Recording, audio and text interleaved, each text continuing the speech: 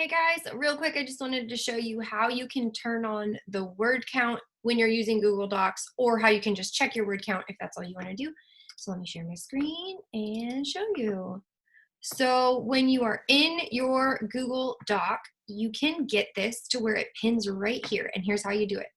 You click Tools and Word Count. It's as simple as that. There's also a shortcut here. If you wanted to do that, Command Shift C, if you just wanted to do that if you're on a Mac. I would assume for PC it's Control Shift C. And then right here you get how many pages you have, how many words, characters, and excluding the spaces. And this is where you can toggle that displaying the word count in the bottom corner while you're typing.